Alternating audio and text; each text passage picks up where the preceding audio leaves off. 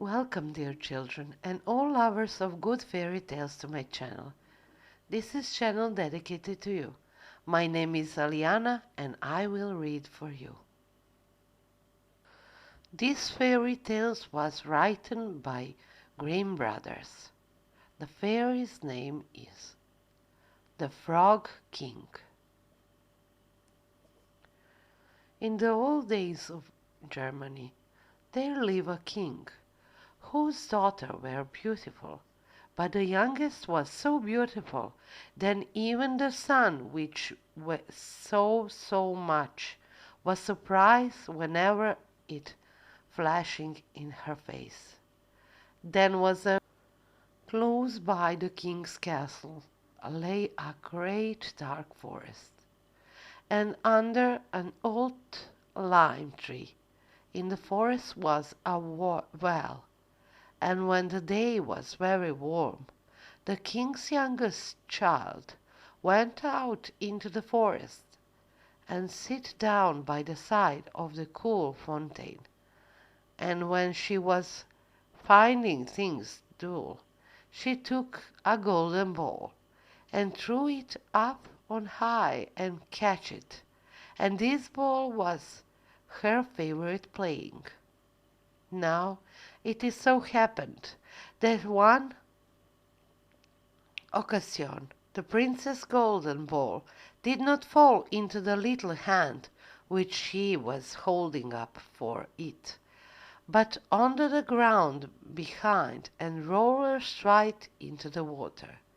The king's daughter followed it with her eyes, but it vanished, and the well was deep, so deep that the bottom could not be seen.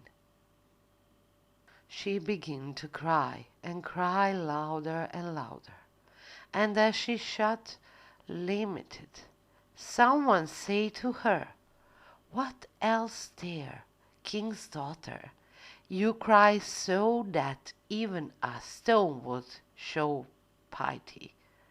She looked round to the side from whence the voice came, and saw a frog stretching forth its thick, ugly head from the water. "Ah, old water splasher, is it you?" she said. "I'm weeping for my golden ball which has fallen into the well." "Be quiet and do not weep," answered the frog. "I can help you, but what will you give me if I bring you playing ball again?" "Whatever you will have, dear frog," said she. "My clothes, my pearls and jewelry, and even the golden crown which I am wearing."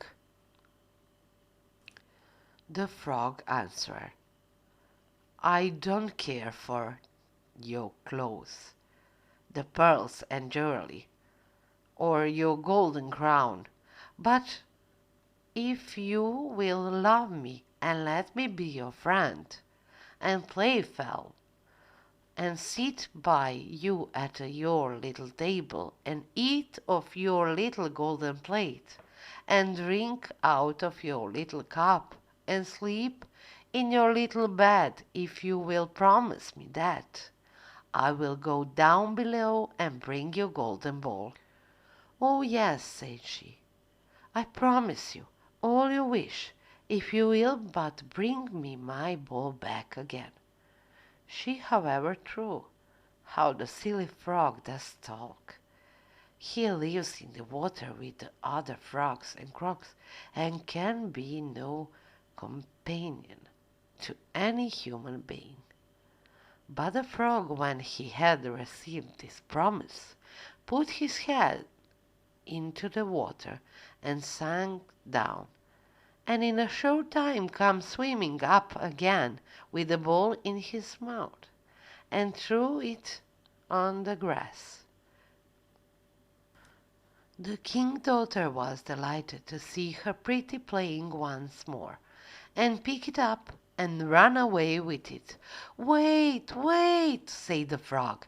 Take me with you, I can't run as you can."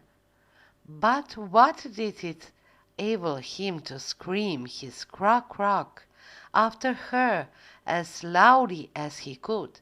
She did not listen to it, but ran home and soon forgot the poor frog, who was forced to go back into his wall again.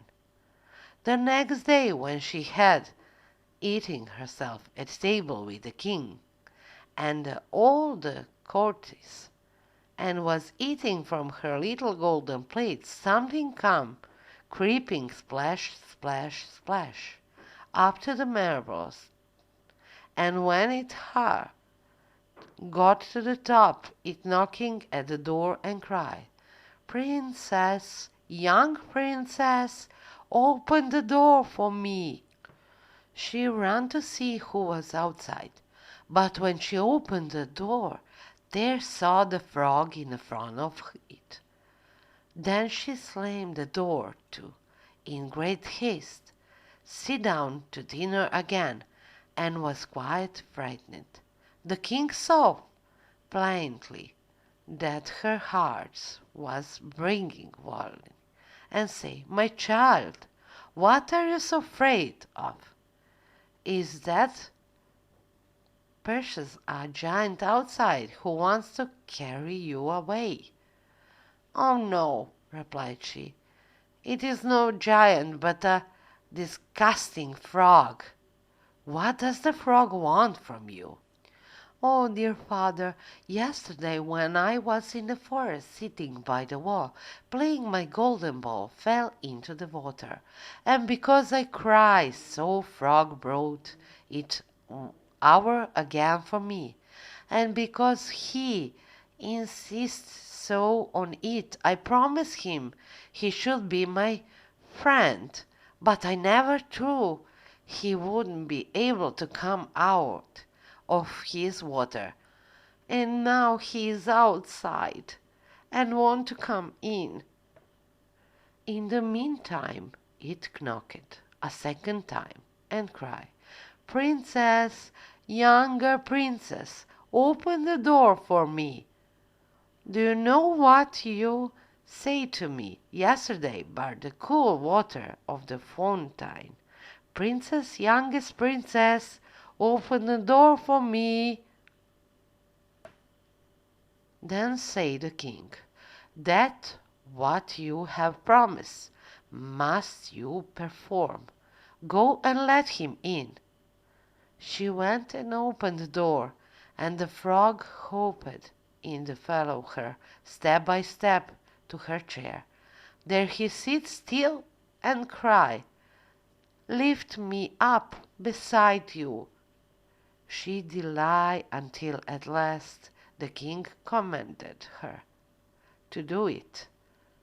When the frog was once on the chair, he wanted to be on the table, and when he was on table he said, "Now push your little golden plate near to me, that we may eat together."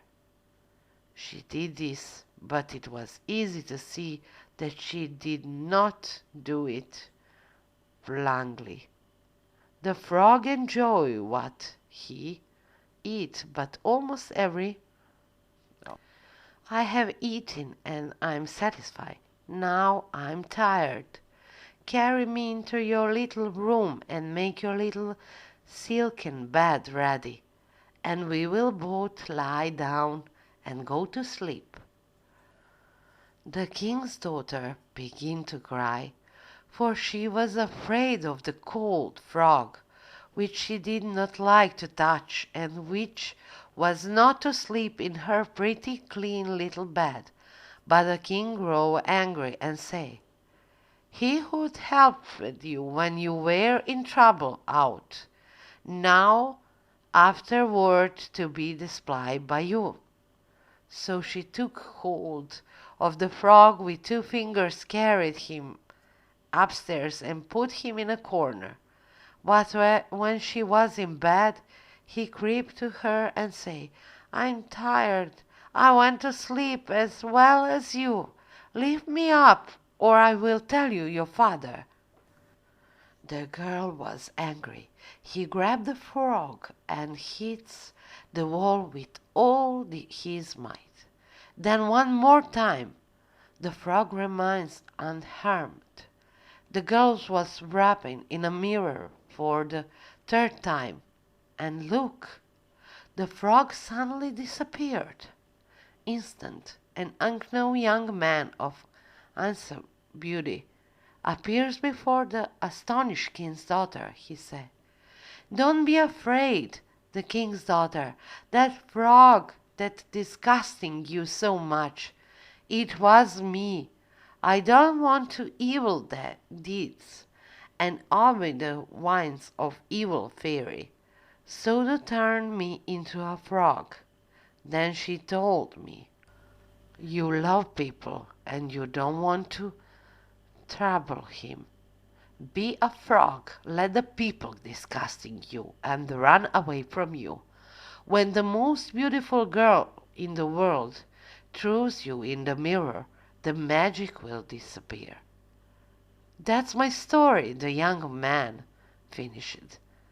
The king's daughter louder and say, "Now I'm glad my father made me keep my promise. Promises must be fulfilled. No more ugly frogs." Another evil was defeated. The very next day the whole court learned that the youngest king's daughter and the unknown young man, the young king, would marry. And so it was. And then they went to the kingdom and lived there happily and for many, many years. Hope you learned something from these fairy tales to fulfill the promise you made to someone. Thank you for listening story. If you like this video, make sure to like it and subscribe on my channel. Be sure to press the bell to get alerts when my videos are coming out. If you have any special desire to read your favorite story, write to me under the video in comments. My mail address, Facebook or Instagram profile. See the description of the video. To the next video. See you and be good. Bye.